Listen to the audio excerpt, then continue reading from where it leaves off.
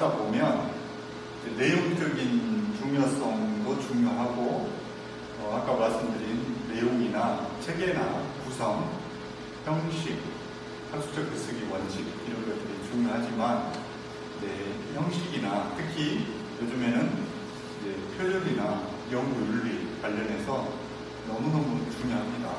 표절이나 연구윤리는 논문을 다 써서 통과가 됐다 하더라도 나중에도 문제가 될 수 있고 통과와도 아무 관계가 없는 그 중요함은 얘기를 안 해도 너무너무 중요하다는 걸 아실 겁니다. 그래서 연구윤리, 특히 부정행위, 연구 부정행위라고 하면 여러 가지 개념들이 있겠지만 그리고 여러 가지 유형들이 있겠지만 통칭 주로 우리가 논문이나 연구를 하는 데 있어서 중요하게 생각되는 것들이 그 연구윤리 확보를 위한 지침에 보면 이 부정행위로 구분되어 있는 게 표절과 위조, 변조, 그 다음에 부당한 저자 표기, 그 다음에 연구의 부적절 행위로서 요즘에는 자기 표절이나 이중 게재가 문제가 되고 있습니다. 그래서 연구 부정행위의 유형과 개념, 사례에 대해서 얘기하고 자기 표절이나 이중 게재 어떤 게 해당이 되는지 그리고 그 사례나 이슈에 대해서 한번 얘기를 해보겠습니다.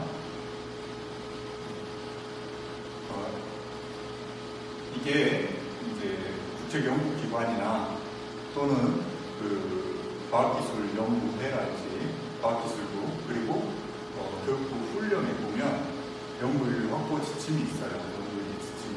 그래서 그 지침에 의거해서 개념을 얘기하면 연구 부정행위라고 하면 연구를 하기 위해서 제안하고 수행하고 결과를 보고하고 발표하는 과정에서 위조나 변조나 표절, 부당한 저자 표기를 말하는 겁니다. 그래서 아까 얘기한 것처럼 위조, 변조, 표절, 부당한 저자 표기가 해당이 되는데 위조라고 하는 것은 존재하지 않은 데이터나 연구 결과를 허위로 만드는 것, 쉽게 말해서 위조한다라고 하는 거고 변조는 인위적으로 조작한다라고 데이터를 인위적으로 변형 삭제하거나 조작하는 것을 변조라고 생각하시면 됩니다.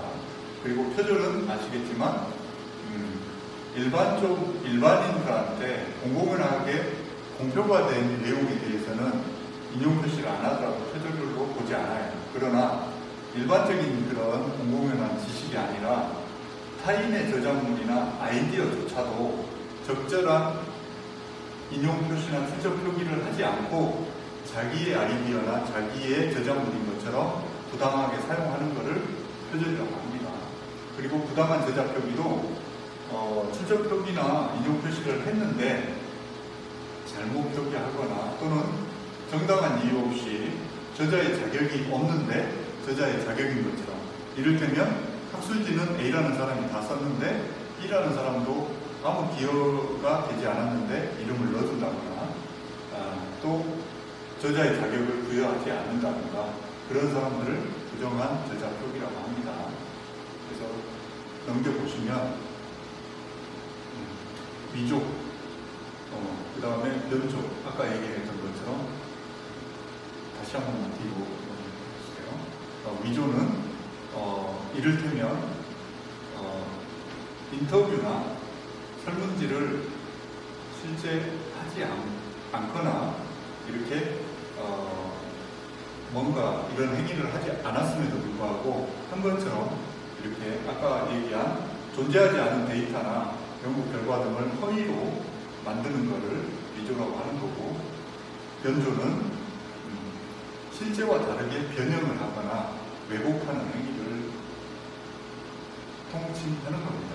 그래서 과장, 축소, 변형함으로써 왜곡되게 만들거나 고의로 생략하거나 삭제, 은폐하는 겁니다. 그리고 아까 얘기한 표절은 이제 보통은 이미 발표된 타인의 독창적인 아이디어나 저작물, 그러니까 꼭 출판된 저작물만이 아니라 아이디어 단계도 출처 표기하지 않고 쓰는 경우는 표절이라고 합니다. 여기서 특히 이제 사례를 뒤에 자세하게 얘기하겠지만 일반인들은 저작물을 출처 표기하지 않고 타인 거를 썼다라고 하면 표절이라고 합니다. 그러나 발간되지 않은 타인의 아이디어, 이를테면 어떤 경우가 있냐면 우리가 학술 대회를 참가합니다. 그래서 다른 사람이 자신의 아이디어를 정리해서 발표를 합니다. 꼭 출판이 안 되기 전 단계라 하더라도 그런 아이디어를 내가 학술대회에 가서 A라는 사람이 발표한 거를 듣고 굉장히 좋은 주제고 분야라고 생각해서 내가 그거를 그 사람의 아이디어라는 출처 표기하지 않고 내가 갖다 쓰면 그조차도 아이디어 표절이 되는 겁니다. 이를테면 그런 것들입니다. 그리고 이제 번역하는 것도 영어로 타인이 저작물을 출판을 했는데 그걸 번역해서 출처 표시하지 않고 마치 본인이 쓴 것처럼 하는 경우도 표절에 해당됩니다. 그리고 간접 인용뿐만 아니라 재인용하는 경우에도 자기가 간접 인용했음에도 불구하고 직접 원문을 찾아본 것처럼 1차 문헌에 대해서 표기를 한 경우도 자칫 잘못하면 표절에 해당이 됩니다. 그리고 이 출처 표기를 했음에도 불구하고 표절이라는 것은 과도하게, 이를테면 출처 표시를 거의 한 문장 단위로 해야 되는데 그게 아니라 한 페이지 또는 한 챕터, 한 절, 소절 그렇게 과도한 범위, 그러니까 이거는 과도한 범위를 어떻게 보느냐는 거는 이제 그 논문이나 연구 보고서가 독창성이 있느냐, 그러니까 중요한 부분이 본인의 아이디어고 본인의 연구 결과를 가지고 독창성을 가지고 작성이 됐느냐. 그러나 그 독창성을 해야 할 정도로 핵심을 갖다가 과도하게 출처 표기를 했음에도 불구하고 갖다 쓰는 거를, 그러니까 쉽게 말해서 주종이 구분이 되지 않을 정도로 과도하게 하는 경우는 표절이 될 수 있습니다.